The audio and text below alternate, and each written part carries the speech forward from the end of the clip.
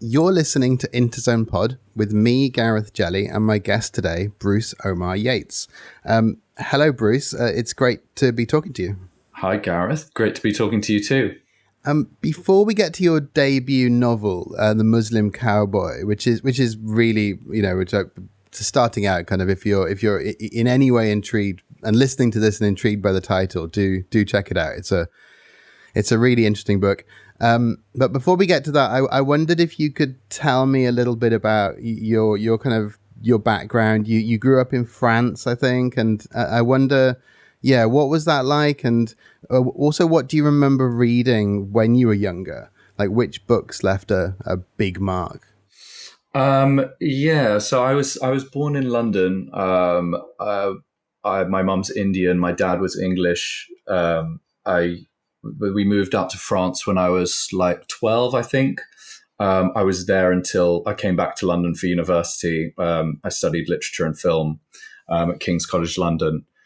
In terms of like early reading experiences, I was always a big reader as a kid. I think probably my first experience of like stylish or like proper literature or style was Arundhati Roy's The God of Small Things. I was at an international school, so when we studied literature, we studied like world literature. It wasn't, English literature. So I'm kind of like lumpily read like that. But maybe because my mum's Indian anyway, I really responded to The God of Small Things. It was my first, it's probably my earliest memory of style. The style's very heavy, but very elegant. And so I remember that as like a big shift in the way I saw or see text. I can't remember how old I was, maybe like 14, 15. I remember reading the section where have you read it? I don't know if you've read it. I haven't read that. I haven't read that one actually. No. It's really fab. But anyway, there's this. It's about a pair of twins and they're separated and they reunite. And I remember reading the section where they reunite over and over again, like crying tears and trying to see what word was like the hammer blow, trying to reverse engineer what Arundhati Roy had done to make me feel the way I did. That was kind of the that I looked at literature as like, I don't know, kind of in a more artful, stylish way. Then 1984 as well. It's like, that's a really important book in the same ways that, we all think it's an important book. But beyond that, I just remember Julia's note halfway through. I remember that just being like, well, it's still like one of the great and wonderful surprises of my life. I just remember being like punched in the stomach by it when you see the note.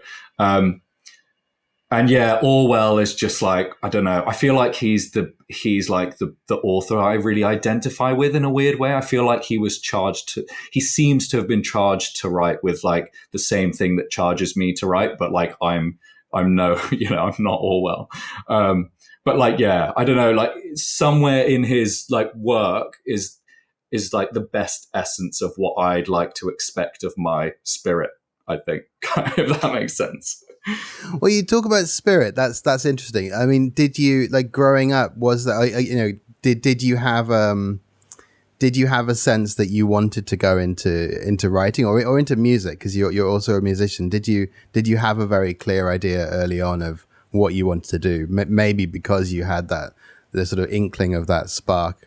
Yeah, I don't know. It was funny. I was always, I was in France. I was kind of away from everything, and my dad would travel back and forth for work between London and where we were in France, and he would bring me back like an NME and a Q magazine, and it was like the time where the Strokes were happening. Okay, and some of the kids that had gone to my school had left to go to Institut Le Rosé, which is where some of the Strokes went, which is kind of like school for dropouts, basically. And I remember me and my friends like crowding around this NME that, we couldn't get access to really there, and just being like, why aren't like these kids are kind of like us? Why aren't we living such an exciting, fun life? And then, I was always interested in books. I never thought I could touch like the novel as a medium. I felt like it was probably like above me. Mm-hmm. And then when I came to London, and with a bunch of other friends from France, we all came to London together to study, and you start a band, and kind of got then swallowed up in that thing. But really, we weren't like musical technicians or anything. We were just kind of like making songs. And then kind of, had a little bit of luck and did the whole record contract and touring and bits and pieces, put out an album. And from that, then I was like, okay, well, I suppose this is what I'm doing now. And then when the band kind of started slowing down, I started songwriting for other people, because I was like, oh, that's my skill set. And then it was while I was writing country music in Nashville that it's kind of like this long, weird story. But anyway, I found myself writing country music in Nashville just because I felt like that kind of storytelling element to it was more suited to what I could offer than kind of production heavy pop stuff that was going on in London at the time. And it was while I was out there that I had the idea for Muslim Cowboy. And because, I had all of that kind of imagery I was surrounded with that imagery out there. And I was kind of cosplaying a cowboy over there myself, because I'm like a London kind of dandy, just kind of with a cowboy hat on in Nashville, pretending to be a country guy. And then, and then I started writing, I just kind of dove into it, and I was like, oh, prose fiction I should have been in this. I should have been in this medium all along. I just kind of enjoyed it much more than songwriting, basically. So that's what I've been doing since. Mm-hmm.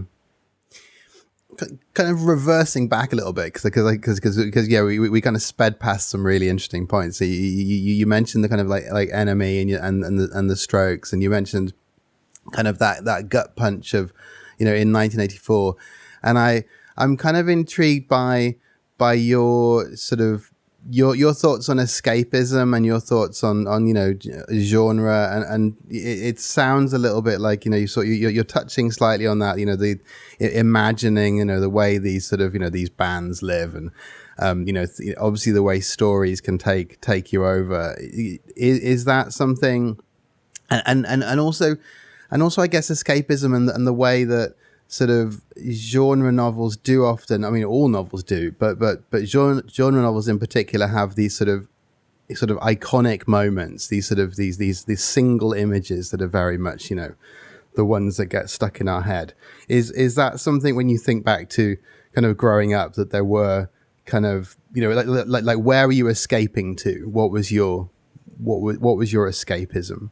I mean, I suppose genre, because there are kind of these tropes and these archetypes to genre, it's kind of easy to latch onto those things. I mean, the Muslim Cowboy is, it's a genre piece, but it's kind of, it's playing with genre, which is just, I suppose, it's because I wrote it, today, that it's we're in a postmodern kind of situation where everything's being blurred and la. So I suppose that's how that work emerged.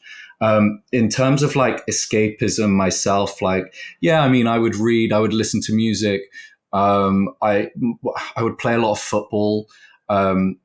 My friends and I would go and watch football when we were in France, and that would kind of that was kind of like our version of being punk, was going to watch the football and singing and chanting, because there wasn't really a music scene there or anything, it was I suppose that was. But I mean, you when you're a kid and you're growing up, it's like books, music, football. I mean, that's it really. And you kind of form identities around those things, right? You have like you are a football fan, or you are a music fan, or you are an Enemy reader. These become kind of really or they can become really foundational. Yeah, I feel like we kind of miss. So I feel like me and my friends, we were all like, we're in international groups. There's like an Italian, a few English, and we and some French. So we were all. I don't think we all like necessarily.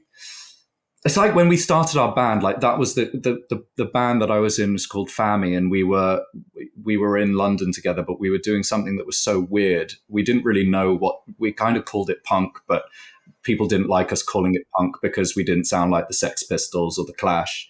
Although I feel the Clash are a little bit different. I feel like the Clash are a little bit more world music-y than punk anyway, but so we always found us hard to like, I don't know, identify with any scene anyway. So I don't know. I think you bring, well, at least from my experience, we would just bring all of these little bits and pieces in to our own world, and then we were kind of a weird gang, And I feel like a lot of we were friends with a bunch of kids from Manchester as well, who were in a band called Woo Life, and they were kind of a similar thing. They just kind of taken all these things that inspired them, and they were just their own vibe. And I suppose that way you then attract people to yourself because it's something original. I don't know. But we definitely weren't like, I mean, we probably were when we were like 14, like, oh, okay, let's wear drain pipes and Converse and look like the Strokes for a bit. Yeah, I don't know. You then start creating your own thing, I guess. And then I don't know. Yeah.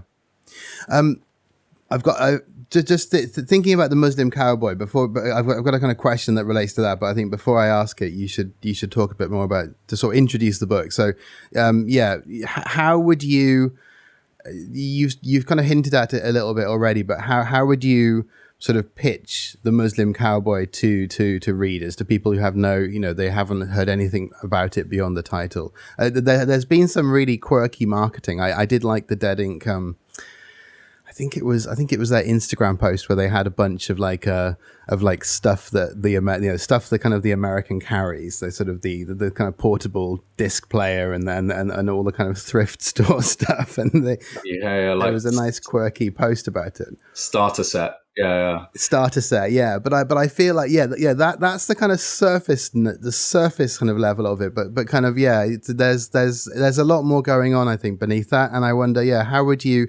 introduce it? How would you sort of pitch it to possible future readers? Yeah, so it's a Middle Eastern Western, basically. That's like the snappy log line. But so basically the US has just left Iraq, and you have an odd Iraqi man who's suffered so much during the war that he's developed some weird form of PTSD, where he's obsessed with Americana and particularly old Wild Western movies. And he wears double denim and a cowboy hat and roams the badlands of Iraq on a camel looking for his own Western story. So he's kind of like a modern Don Quixote, I suppose. But I wrote the book to try and ask like questions of the like kind of compatibility between Islam and the West. And I thought the concept of a Muslim cowboy could crash those two like articles of outlook together and help to explore them both. But beyond that, it's a Western story. It's like I mean, there's a lot. There are other kind of equivalences with between Iraq and post-war Iraq and the Wild West, the typical kind of archetypal Wild Western setting that we can go into. But it's a Middle Eastern Western, basically. Yeah, we can come back to the setting in a second. The just sort of thinking about you talking about your friends, and there's as you were talking about that, there was there's a scene in the Muslim Cowboy where he's given the gift of this revolver, and I forget the exact line, but there's a sort of strong sense that there's a connection being made between two people through something which is not a kind of deep understanding of someone necessarily, but like an understanding of the things that seem to, on the surface, that they seem to affiliate with. And it's a kind of fascinating kind of little point. And then there's a moment where they're watching, there's a moment where they're watching a film together, sort of, and it's very visual, the sort of, crowded around, sort of hunched around this screen. And there's this sort of, there are these intimate moments and a very kind of key moment later on, which I won't talk too much about, where I think there's a kind of a breaking down of what we think, what the reader thinks they've seen, and a sort of sense that this isn't really a novel about that, it's a novel about this. And then, other things happen. So all of this will sound really, either really intriguing to people listening who haven't read it or not. But I kind of wonder, as you were writing it, did your understanding of what you were writing sort of change? Did the novel change for you as it was coming out? Yeah, definitely. I mean, I feel like you always start with, some kind of intellectual idea of what this is going to be, but also knowing going into it that I'm going to learn something, and for me, I'm, my mum's Indian, my dad's English, and on my mother's side, my dad died when I was young, so I was kind of brought up by my mum's side, and we're Muslim Indian. We're not practicing. Well, my mum didn't practice, and we didn't practice at home, but I have some extended family who do. So this kind of like the intersection between, what it means to be Muslim, or even culturally Muslim, if that exists in our case, versus Westernness, how they intersect and how they're compatible. So I thought, how do I feel about my Muslimness? How do I feel about my Westernness? Because it's a big topic in the culture, and it has been for the last 30, 40 years. And it's kind of, it's snowballing more and more. So I thought, I want to figure this stuff out. It's kind of like an identity crisis almost, and I don't know what to think. And I thought, if I write this character, I'll explore both of these and maybe find out how I feel about it. And definitely, I came to, loads of other questions came up that I think that this novel couldn't answer and these characters couldn't answer. But a lot was answered for me, and I learned a lot about myself and about how I feel. And kind of trying to figure out what the truth is about about a lot of this stuff as well. But then also beyond that, you have these characters that started off as, because I knew, this is going to be a Western, but it's going to be set in the Middle East. But I need those archetypes. I need the stranger that comes out of the wilderness and then goes back into the wilderness. I need the horse, and I need the child, that he protects, to kind of is his charge. So these characters started off as, just kind of archetypal shells.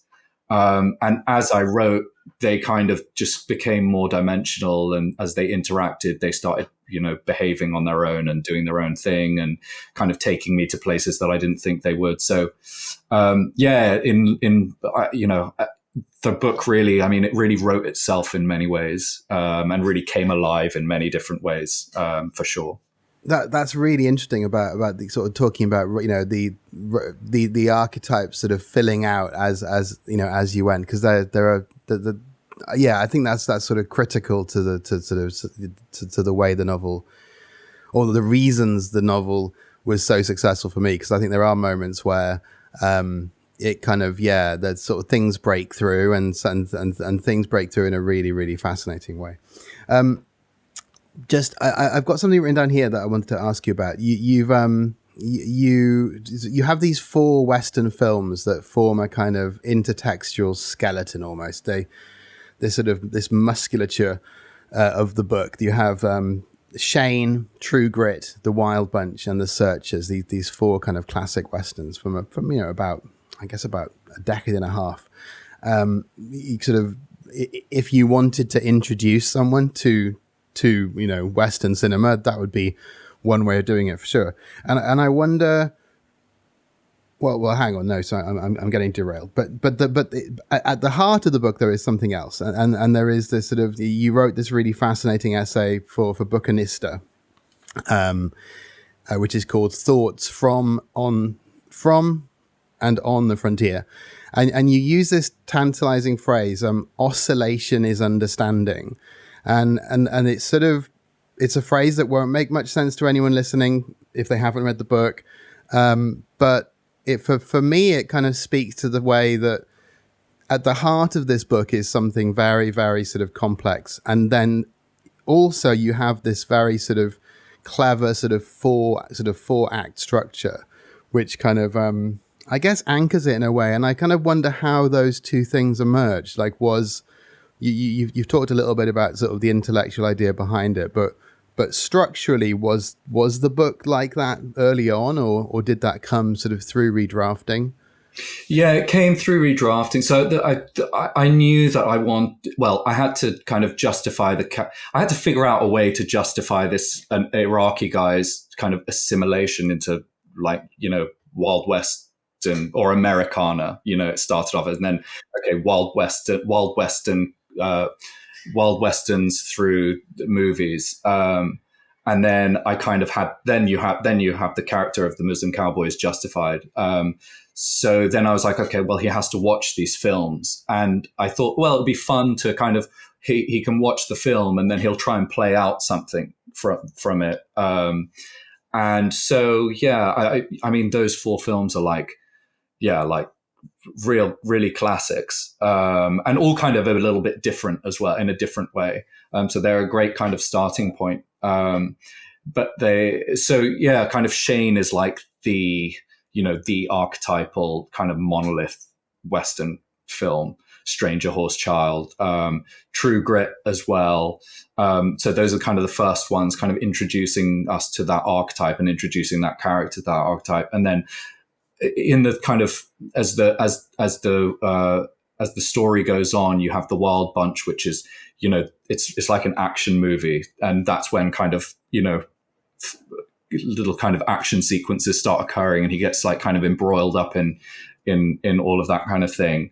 And then another like really probably the most like the classic Western narrative is like kind of the rescue mission. And that's what The Searchers is. And that's what, the Muslim cowboy, the story of the Muslim cowboy kind of becomes. So yeah, I just thought by kind of, flag polling the way the story goes, and showing, how the character is interacting with the films and then interacting with the world around him. I thought that would be once that kind of emerged in kind of the early draft, then I was like, okay, well, let's make that now structural and make it more of a feature. Yeah, and that sort of, that very conscious sort of acting out of scenes, which it also, sort of, in the way that something you love can be infectious, and someone else can kind of become can fall in love with the thing you fall in love with. Sometimes that kind of happens in the book, and there's this really funny scene where it's Nadia, right? The who sort of has sort of thought back to a key scene, which ends up kind of probably saving her life, and sort of her sort of, there are all sorts of interesting comments on kind of the way I think we interact with texts, and the way we think about texts, and the way we sort of form identity through sort of, through these stories, and particularly through, in this case, genre stories and Westerns. So yeah, I think I really like that, and I like that there are so many films sort of that sort of pop up through there. You can imagine this. I think he says he'd sort of found like a cupboard full of discs or something. You can imagine it left behind. It's such a fascinating kind of seed for an idea that his whole character gets sort of built up around the DVDs or the Blu-rays that were left behind. Yeah. And he's escaping his reality, because he can't like tolerate, what's happened to his country and, what's happened to him. So he's,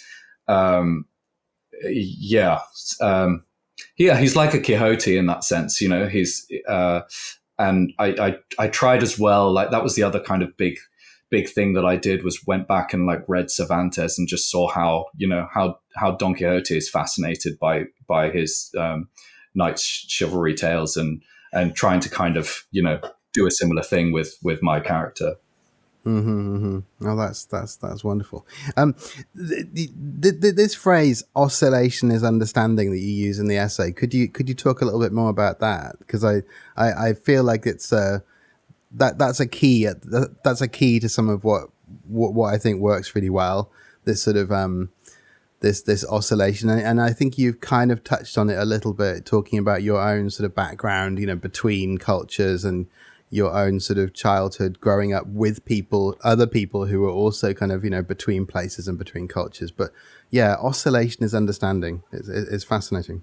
Yeah, well, I feel like it's such a there's a lot kind of to say about it. So we're in this kind of, I don't know, like postmodern situation where everything's moving and the center doesn't hold, and you're basically in confusion about what's tradition and what does it mean and where do I stand and all of these kind of things. And I think you can't be on one side or the other. I feel like you have to have understanding for kind of every viewpoint to kind of try and discern some kind of a truth. And with this book, what I found that was really interesting about writing this book is I thought, okay, well, I'll find my side. But the book just wouldn't let me. So, I mean, there's definitely like a sense of cultural imperialism in the book. So, the country, Iraq, and the character suffered from the American invasion. But on the other hand, on maybe an ideological level, it's the lessons that he picks up from his heroes in the Western movies that enable him to break through and find meaning amidst all the chaos. And so I found the book would never let me wholly condemn or celebrate either side. And it instead would kind of exist, kind of oscillating in sympathy between the two. So I don't know, cultural exchange is complex. Yeah. And I think it was that just kind of emerged for me. And then as well, there's an oscillation between, it's a really heavy setting, post-war Iraq is a mess, and it's so terrible what's happened there. But then on the other hand, you have this kind of quixotic, ditzy guy trying to put cosplay as a cowboy in this setting, and he's silly and he's funny and he rides a camel and the camel is silly and funny looking, and and so it's really fun as well. So you're kind of also oscillating in tone between this very heavy stuff and trying to have a sense of humor about it and trying to have fun and play in that sandbox as well. So I feel like that just in that sandbox, yeah, literally. But you don't have to kind of settle on one thing. And I feel like, I don't know, in order to make sense of anything that's going on today, you have to kind of oscillate between viewpoints and opinions and take them all in, and then you can kind of use them to present some form of what seems to be true, Yeah, no. I think that's a really, absolutely. And I think sort of on a kind of moment by moment, sort of moment by moment in the book, I wrote down one line here. The American winces and picks up his tea, looking from the corner of his eye at the two groups of men, which in the context of the scene has a these two groups of men, and where he is very much, post-war Iraq. And then at the same time, layered on top of that, there is this sort of very direct callback to, you can imagine a close-up in a Leone film or something, or you can imagine a sort of a particular moment where, two different groups of people are sort of facing off against each other. And so there's this sort of oscillation of sort of the imagery between things. And later you have him leaning against a boundary fence, and yeah, straight away in my mind, I could sort of picture sort of this sort of John Wayne sort of leaning back in a particular way, but also he's at probably some kind of military base, or he's and it's probably a chain link fence that we've seen in a dozen films about Iraq. And so you have the sort of these images that kind of do sort of come in and out of focus, in real time, because it's written in this present tense that works so well. Thank you. Yeah, you also have, that's the other kind of that's the other oscillation you have, is like from between the reality and the romance of, you know, of what he's seeing, and you know, telling the story of post-war Iraq through the framework of a Western. And so it's all part of it. This is probably a good. You mentioned the setting. You mentioned sort of like the sort of the kind of the resonance between the sort of Western setting and the post-war Iraq setting. Maybe this is a good time to talk about a bit more about that. Yeah. So once I had justified like the character, okay, the Muslim cowboy, we justify him by putting him in post-war Iraq, which is where the kind of cultural assimilation can take place, and then you start reading about post-war Iraq just so that you can tell the truth. You know, you start researching, and because I'm not Iraqi, you know, and when I started reading, I was like, and I was reading it thinking Wild West, you know, and there are so many odd equivalences between post-war Iraq and the archetypal Wild Western setting. So they're obviously like, you know, superficially, they're both kind of desert, open, vast desert landscapes. So you have that kind of like freedom, isolation, danger kind of thing going on. Sense of a frontier where, you know, established laws and, you know, social structures are like gone or kind of in flux. And maybe it's because of that, I don't know, but there are these weird tropey similarities which were like really fun. So you have like the US went around putting wanted posters of terrorists on the walls of Iraqi tea houses. And you have, you know, various factions of militia roaming the deserts, as if they're like Union and Confederate soldiers. You have bandits literally holding up trains. And then also, like, maybe my favorite one of these was like the Chinese government had moved in to take advantage of the mess and were building a railway. And that kind of evokes like the Chinese railroad laborers that you see in typical Wild West settings. So it's like there were just all of these things started emerging, and, you know, you're writing them down and you're like, okay, well, now I have a book, basically. It's kind of starts writing itself then. Mm-hmm. You said you were in Nashville when you first had the idea. What was it? Was it like one particular thing that triggered it all? I had been struggling with songwriting for a while. So songwriting is like, you go into especially in Nashville, you go into a room with a new person every day, and you're like straight away trying to, you know, find like you're discussing various intimacies in order to, you know, write a song, a decent song with each other. So it's like you have to be very immediately vulnerable. And I never found it easy to like open myself up to that kind of like scrutiny. And I didn't find it easy. And maybe the truth is, like, under that kind of pressure of you've got like studio booked for a day with this great person, like to make myself available as a conduit to whatever energy it is that brings ideas through for songwriting. So 99 days out of 100, it's disappointing. You don't come up with anything, as well. So it's like, I don't think I could, I was thinking while I was doing it, I can't tolerate this kind of quick disappointment. So maybe I should try something new. And then it's just like a case of like sitting with a friend one day and, I was just thinking about like my little personal identity crisis. And I was saying to a friend, imagine if there was a Muslim cowboy. And then that just kind of then you just start thinking about it. And then I was like, maybe this is maybe I can write a story now. And then, I actually started writing it as a screenplay. And then thought,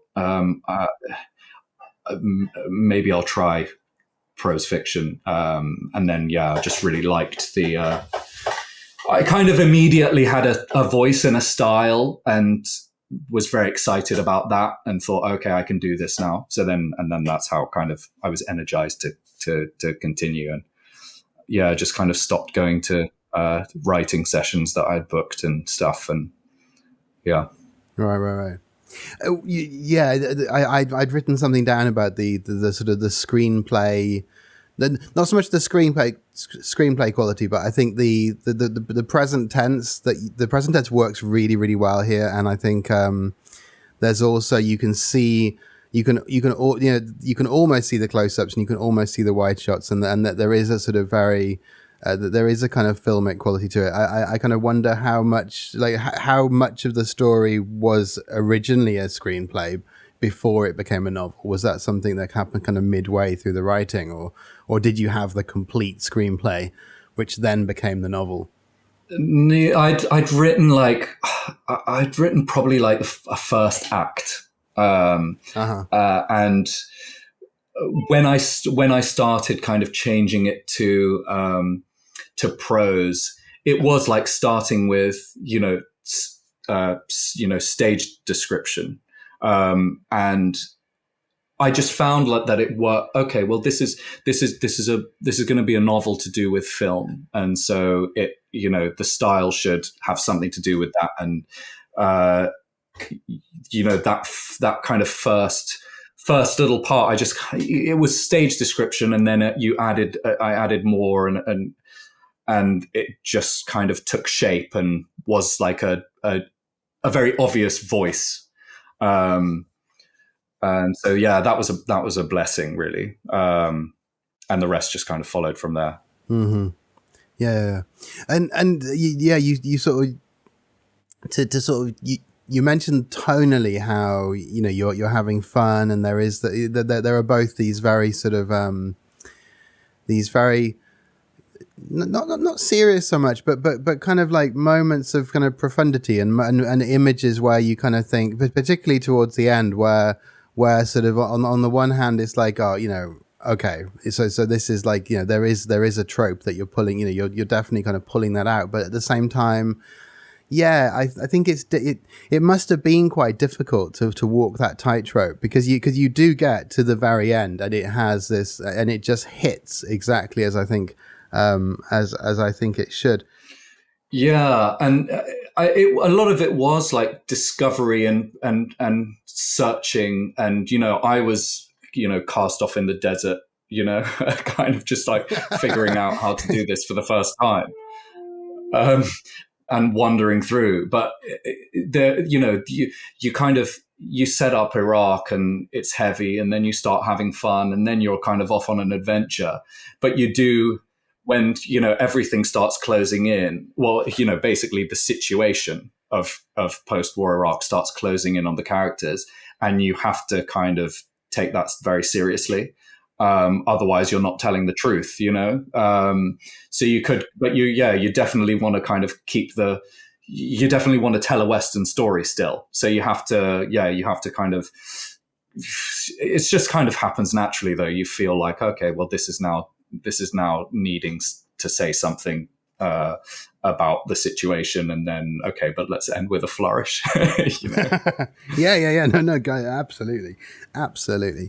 Was it a difficult novel to sort of to pitch to publishers? And to agents, or was that kind of journey relatively straightforward? I found an agent very early on. I had written the first act of the prose novel, and was lucky enough that someone in my circle put it in front of an agent who loved it, and wanted to see the finished thing. So I kind of worked, was sent the second act, then sent the third act, and then they wanted to represent the book. So that was, they loved the idea from the get-go. It got sent out then to publishers, and it didn't find a publisher. And then we went back to it, and Tim Binding, who's the editor at my kind of in-house editor at the agency I'm with, he's been a great champion of the book since the beginning, and I had another look at it with him, and I'd done something halfway through that we all kind of thought was cool. But okay, we've realized that if that didn't happen, it would be a much more successful book. So I went back to it, rewrote half the second half, having changed that thing. Okay, and then it found a publisher. So I don't think it was necessarily. I mean, I don't know how publishers felt on it.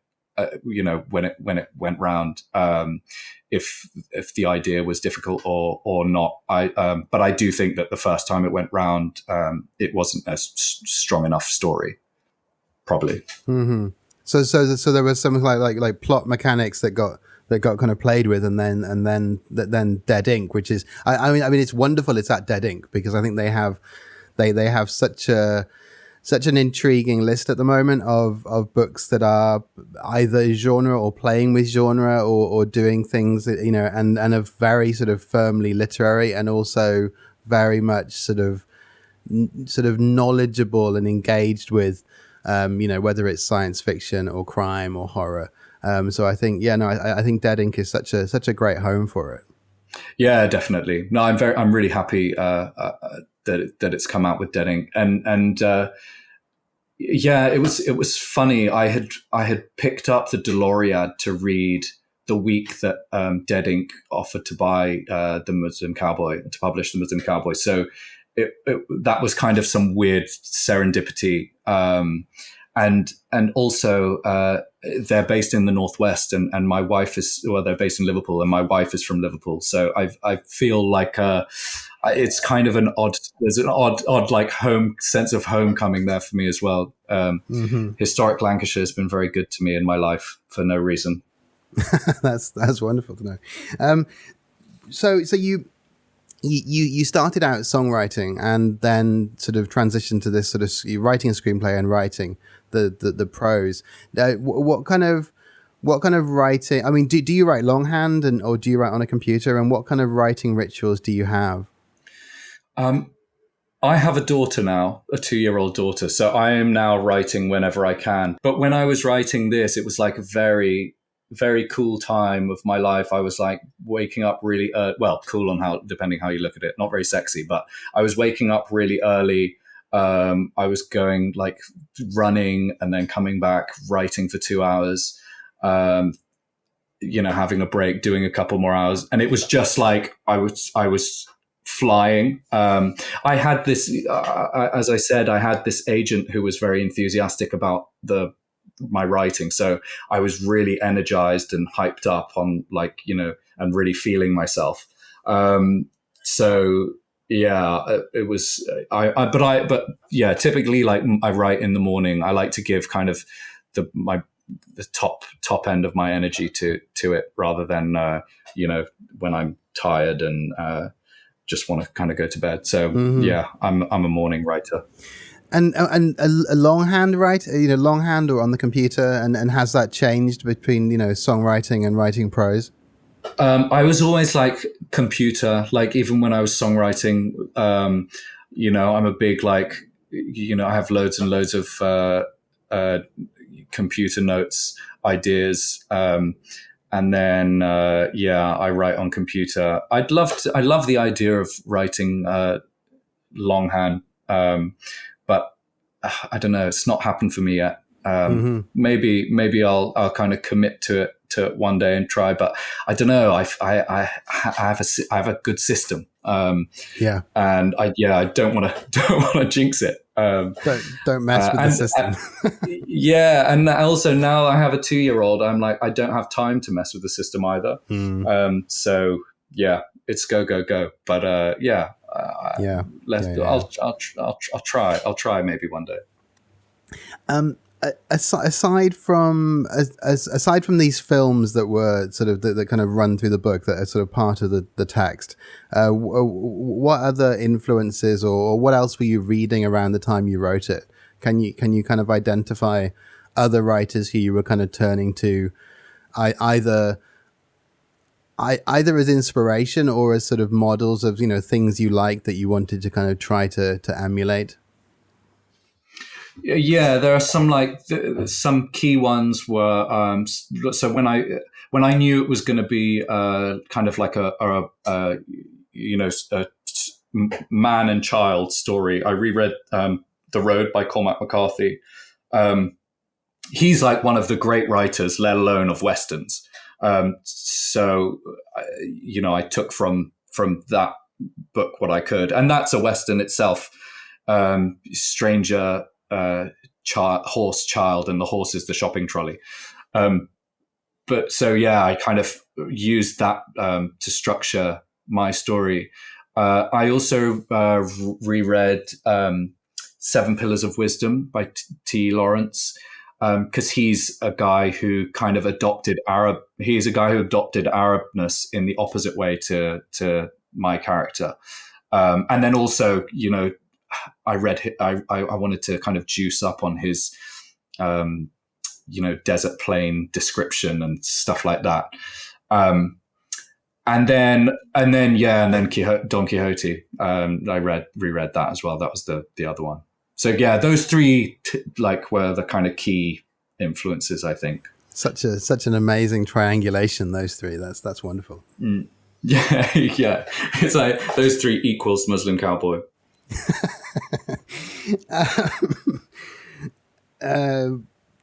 Wait 1 second. Can you talk at all about future books or future projects, things that are on the horizon? Yeah, so I mean, this is my first one. So like as I said, there were a bunch of questions that I came to while writing this book that I felt like this story and these characters couldn't answer. I'm really like, my fascination for some reason is like the different and even like non-religious ways the Middle East or the East and the West continue to kind of intersect, and even more broadly than that, the ways like kind of our hurriedly globalized world is expected to interact and like stumbling to interact. So those are some of the things I've started to explore in my work since The Muslim Cowboy, I think. Oh, well, that sounds fascinating, and I think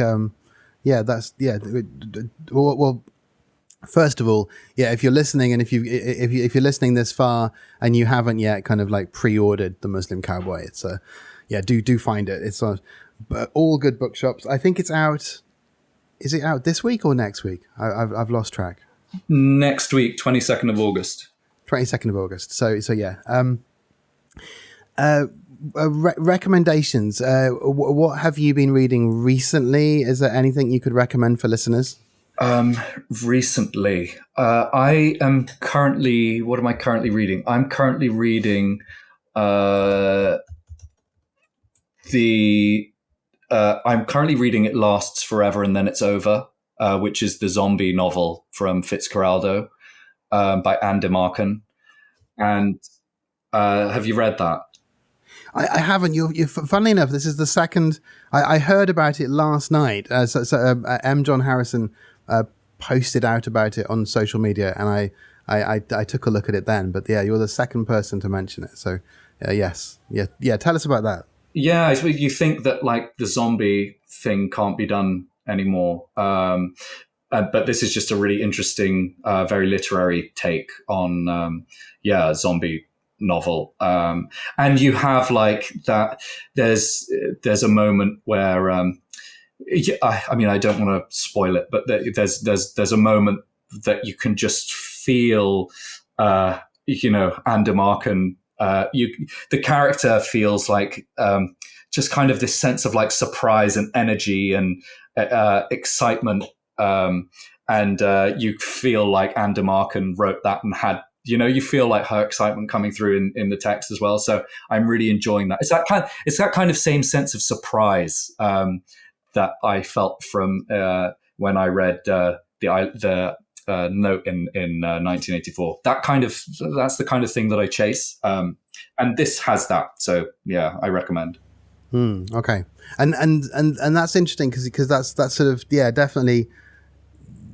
Doing something. It seems to be doing something with a genre which people think maybe has been done I was going to say done to death, but that's zombies. Okay, but yeah, sort of coming back to life in an interesting way.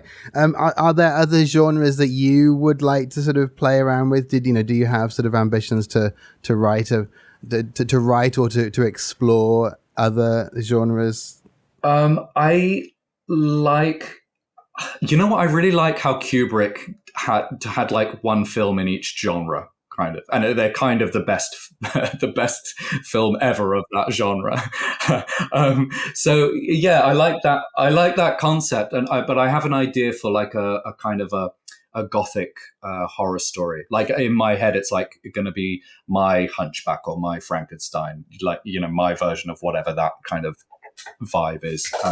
So yeah, I think that's one that's kind of gesticulating in my head. Okay, interesting. So you've been listening to Interzone Pod with me, Gareth Jelley, and my guest today, Bruce Omar Yates. Bruce's book is out now, and you can find out more about Interzone at interzone.press.